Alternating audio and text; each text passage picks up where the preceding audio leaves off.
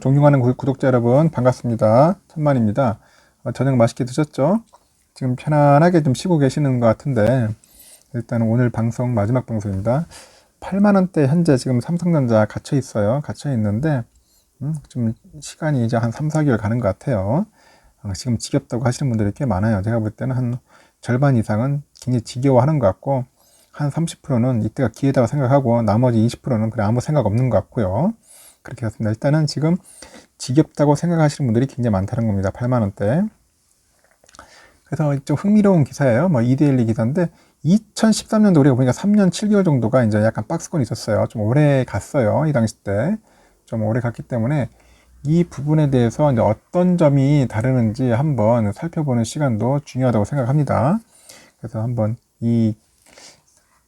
그 증권사 기자는 도대체 무슨 생각으로 다루고 있는지 한번 봤는데 뭐 특별한 건 없는데 제가 볼 때는 여기서 말하는 핵심은 그건 것 같아요. 일단은 그 비메모리 반도체 관련된 그의 중요성을 좀 어느 정도 언급을 하고 싶어서 이야기를 한 것 같습니다.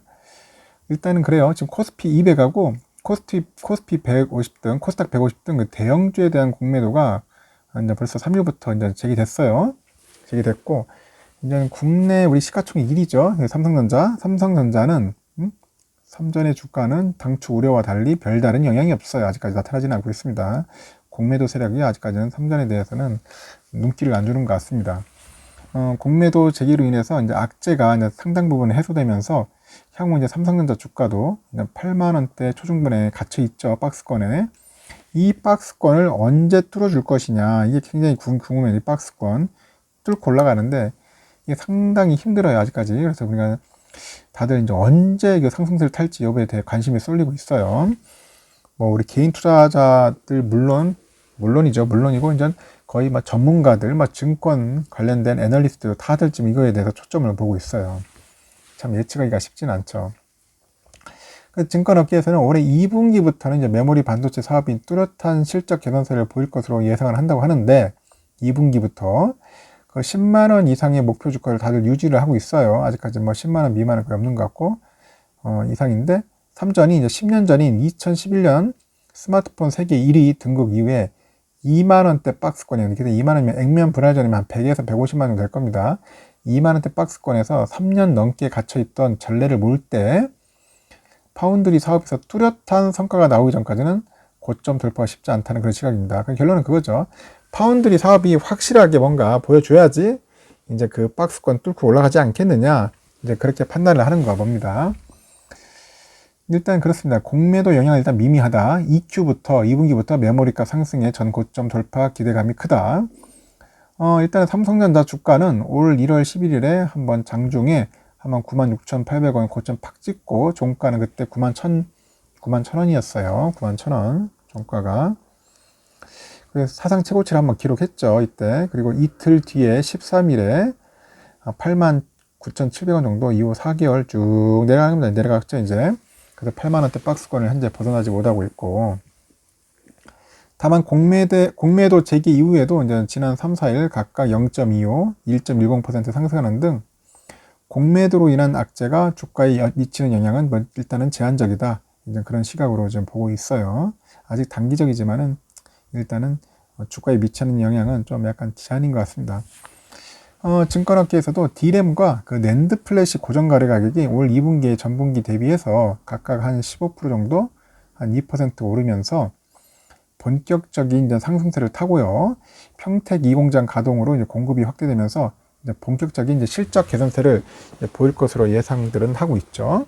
특히 우리 이제 EUV 공정을 적용한 10나노미터 그 D램하고 176단 이상 7세대 3D 낸드 등 이제 초미세 공정 제품 양산으로 이제 원가 구조도 이제 대폭 개선될 것으로 기대를 하고 있어요.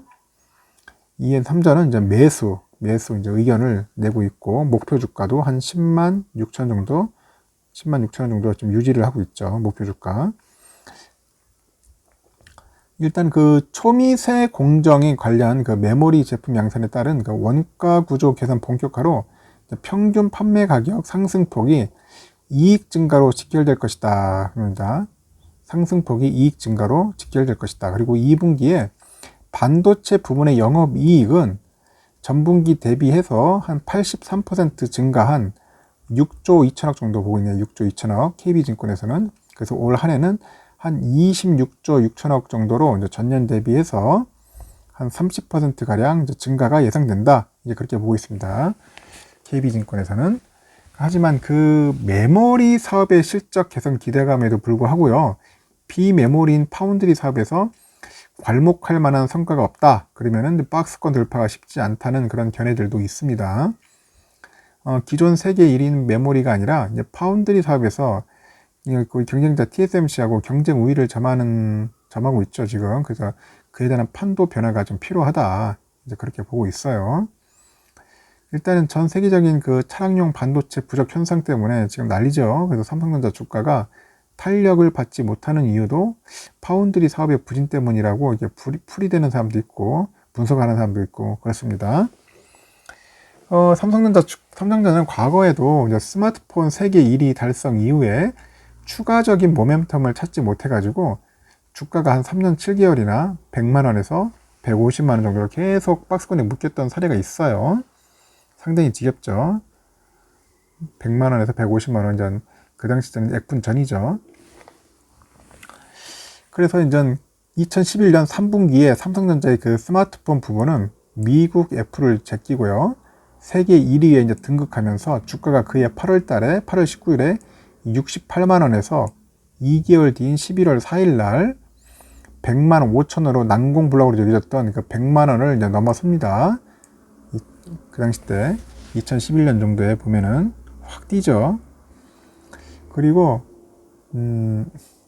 이후에도 이제 1년 넘게 이제 상승세를 지속하면서 2013년 1월 2일 날 157만 6천원까지 2배 치솟았습니다. 그래서 그러나 2016년 8월 18일부터 164만원을 고점을 이제 넘어서기 전까지 무려 이제 3년 7개월가량을 100만원에서 150만 박스권에서 이제 헤어나지 못하게 되는 거죠. 그래서 상당히 그때 흐름이 상당히 안 좋았어요. 그 그림을 보시면 2011년 8월 19일이죠. 이때 13,600원인데 이때 예를 들어 액분 전인돼서 이게 35,000원까지 확 뛰는 겁니다. 이때 2013년까지 쫙 올라가요. 여기서부터 2014년 15년까지 쫙 빠지죠. 또 이때 이제 사람 미치는 거죠. 이제 이때는 막 돌아버릴 겁니다. 다들 지금은 뭐 아무것도 아닌데 지금 이 시기로 돌아갔다면 여러분들 지금 막 다 날릴 겁니다. 삼성전자 다 팔아 대치기고 이제 포기하고 온갖 뭐 욕설과 이제 비방으로 이제 난리 났겠죠. 근데 이 시기에 상당히 힘들었어요. 제가 볼 때는 한 2년 정도. 그래도 이때 그냥 꿋꿋하게 그냥 갖고 있는 분도 있었습니다. 그냥 팔지 않고 그냥 놔둬 그냥. 어차피 삼성인데 굳이 뭐 팔아서 뭐 할 거야? 이 버티신 분들. 이때 또 버텨가지고 나중에 또 올라가. 이제 2016년 8월 때까지 쭉 올라갑니다. 이때 또 32,800까지 올라가는 거죠. 주가라는 게 뭐 오름이 있으면 내리고 오르고 내리고 이렇게 하는 거예요. 이런 것을 지금 어떻게 계속 올라가겠습니까? 그건 말도 안 되는 소리죠. 여러분들. 그런 것들을 여러분들 이해를 하셔야 하는데 계속 오르기만 바라고 있어. 그럼 다 부자 됩니다. 전 국민 다 부자 되는 거죠. 결국은. 꼭 그렇지는 않아요. 일단은 그 전자업계에서 삼전이 2011년 스마트폰 1위 등극 이후에 연간 영업이익이 이제 10조 원 중반대에서 이제 30조 원 안팎으로 이제 퀀텀 점프하는 겁니다. 퀀텀 점프 하면서 주가도 한 2배 이상 급등했어요. 근데 추가적인 성장 모멘텀 부재로 인해 가지고 이제 주가가 이제 또 박스권을 유지한 것으로 이제 분석을 하고 있습니다. 그 이후에 이제 삼성전자 영업이익은 이제 메모리 슈퍼사이클 여파로 이제 2017년도에서 2018년도 이때가 더 중요하죠. 이때가 한 50조 원대 이제 기록합니다. 50조 원대 영업이익을. 그리고 주가도 2017년도에는 11월 1일 날에 이제 한 286만 원 정도 딱 찍죠. 이제 상승을 하게 되죠. 이때가 참 좋았죠. 그 반도체 업계 관계자는 이런 얘기를 합니다. 그 삼전의 반도체 영업이익이 올 한 해 26조 원 안팎을 기록하더라도 26조 원 반도체가 그 2017년도에 35조 원이나 2018년도 44조 원과 비교하면은 한 30에서 한 40%밖에 안 된다. 낮다는 거지 결국은. 그래서 현재 주가는 8만 원대 박스권인데 메모리 슈퍼사이클 이 당시 최고점보다 40% 이상 높아진 신성장 동력인 파운드리, 결국 파운드리다. 파운드리. 이 파운드리에 대한 그 기대감이 크게 반영되어 있는 게 아니냐. 그래서 결론은 파운드리가 잘 돼야 한다. 이제 그렇게 얘기를 하는 것 같습니다. 파운드리만 잘 되면은 주가는 어느 정도 충분히 뚫을 수 있다 생각을 합니다. 저도 곰곰이 생각을 해보는데 지금 파운드리에 대한 그 삼성에 대한 그 기대, 계획, 전략 다 있을 거예요. 있는데 어차피 뭐 메모리는 1등이니까 좀 더 확고하게 다져야 할 것 같고 이 비메모리를 어떻게 하면 더 늘릴 수 있을지에 대해서 연구를 많이 할 것 같아요. 그래서 평택 저 화성에 있는 공장도 이제 철회를 한 것 같고